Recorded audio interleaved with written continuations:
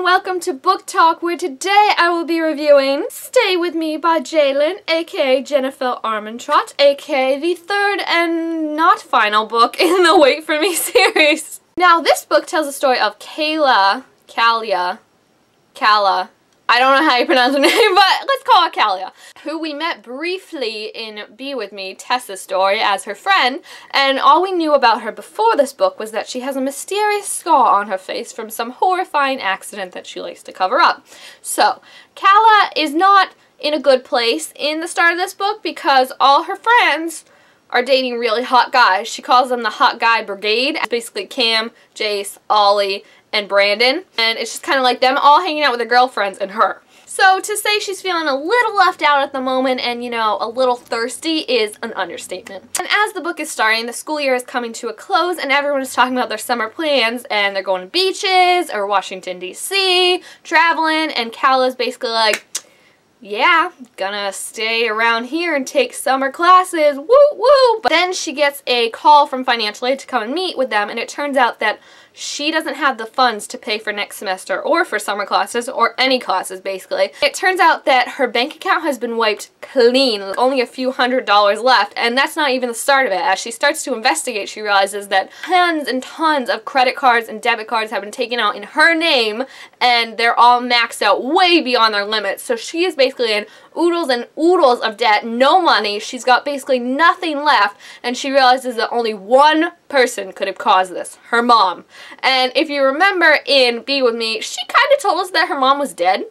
So that was a little adjusting to get used to. But as it turns out, her mom is not really dead. She's just kind of hopped up on so many pills, drugs, and alcohol that Kala, her mom, or the mother figure that she grew up with, is dead because she's never coming back. So Kala goes back to her hometown, which is the one place she never ever wanted to go to, and goes to the bar that her mom owns to try and track down her mom and get her money back. But lo and behold, her mom isn't there. Her mom has basically flown the coop, but someone else is there, someone named Jax, who is very, very, very attractive, to say the least. And Kala wastes no time explaining in great detail just how attractive this man is. And I gotta say, it kind of got annoying at times just how focused Kala was on boys and attractiveness. Like, every single boy we met in this story, she would say how cute they are, or how hot they are, or how attractive. Like, there must be something in this town's water to make all these people attractive, but like, she just could not stop mentioning it to the point where I was like, girl, get a grip. But then I was like, you know what?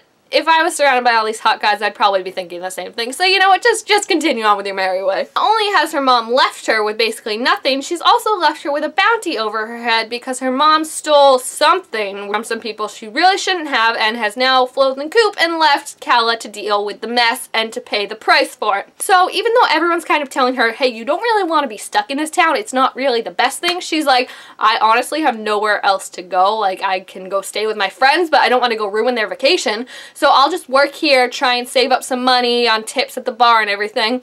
And Jax is kind of like, that's not really the best idea because, you know, people are after your mom, so they're gonna come after you. And the thing that got me was, like, she really didn't get it until, like, bodies started showing up. Like, she was just like, nah, no one's gonna come after me. What are you talking about? I mean, my mom does drugs, but she's not, like, a drug lord. And then, like, shit started happening, and she was like, oh, I get it now. And I was like, yeah, you know, your life's just in danger, but, you know, you just continue talking about how hot Jax is. Focus on the good stuff. Positivity all the way. Without spoiling anything, this story, in its essence, I think was the heaviest out of all three of the books so far, just in terms of how it related to everything and also Kala's backstory, because it's a very, very heavy backstory. A lot of tragedy, a lot of sadness, and I feel like Avery and Teresa kind of had one bad, horrific thing happen to them. I'm not trying to lessen that, but Kala has kind of just been, her whole life has been a mess of horrific things. I really did like the whole story. I thought it was really interesting and really different from the first two books, but let's all get down to what we really want to know about, right? Jax and Kala. Let's talk about their relationship. Okay, so my favorite relationship thus far in the Wait For Me series has to be hands down Jace and Teresa. And it doesn't even change because in this book they were my favorite relationship. Like, all their interactions were just friggin' adorable and amazingly cute. I love them so much. Jax and Kala I liked, but they had such an Avery and Cam feel to them that, like, I couldn't get past that because even, like, Kala kept comparing her and Jax to Cam and Avery, and I was like, stop doing this. I want a whole other relationship. I don't want Cam and Avery the second. And then the thing with Jax is I liked him, but he was very controlling at times. Like, he didn't really listen to what she was saying, and he kind of just had his own agenda and really didn't want to explain it to her.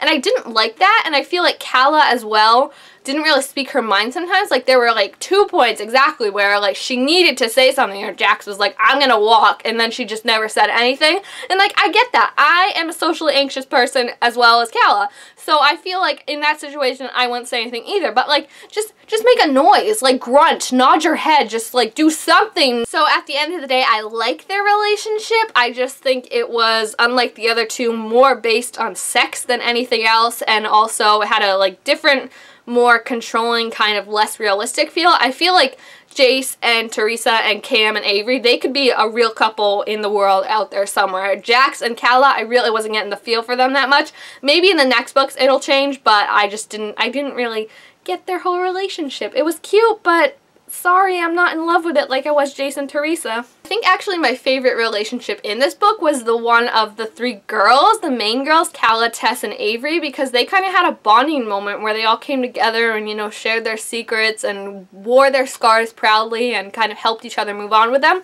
And I think seeing how they all came together and seeing that they're really friends was really cute, because in some books like this, where it's 3 different stories that are kind of interconnected, you don't really see the characters interact. Like, they kind of pop up for 5 pages and then they're gone. But in this book, you could really see that Tess and Avery and Cam and Jace cared for Calla, and she cared for them. And it was really, really cute, and I really liked it. I definitely liked the book. I would give it 4 out of 5 stars. Mostly, though, it has me really interested to read Fall With Me, because I really want to hear about Roxy and Reese's story. I feel like that's going to be freaking amazeballs. And the weird thing is, like, if you break it down, these books are starting to get similar in that, like, Wait For Me, the girl had the issue. The boy was the one that kind of had to help her out of it. With Me, the boy was the one with the secrets, and Tess had to help her boyfriend out of the situation. Then we have Stay With Me, which, again, we go back to the girl having this situation and the boy helping out of her. And now Fall With Me, it feels like it's going to be like Be With Me, in that the girl kind of has her shit together, and the boy, in that the girl kind of has her crap together, and the boy is going to be the one that needs her help in becoming in this relationship. So I'm interested to see how this pattern is going to go. And I also want to know who the next book is going to be after Fall With Me. I feel like it's either going to be Nick or Colton. My money right now is on Nick, but I think it might be Colton instead. I don't know. I honestly have no idea. But I really did enjoy this book. Calla really had such a different point of view from Avery and Tess, which I really like, because my main complaint with Jennifer L. Armentrout's books lately is that all her characters have been feeling the same, and that hasn't happened in the Wait For Me series yet. So I'm really excited for that, and I'm really anxious to read Roxy's point of view, because she seems like she's going to be a whole different other character. I love getting to meet Calla, and I really love Jax and Calla. At the end of the day, even though their relationship wasn't my favorite, it was still really cute, and I still really love how Calla kind of grew with him, because some people, they just need that. I mean, we're all for girl power and all that, but some people, they just meet someone who knows who they are and they're in the right position and they just need help, and that's who Calla was. I feel like she didn't really need to change Jax like Tess had to help Jace, and I'm okay with that, because like I said, that's real life. You don't always meet 2 damaged people that need help. Sometimes you meet one person who needs the help of another, and just by being who they are, they're helping the other person. I really liked the whole feel of this book. It was a really great story to kind of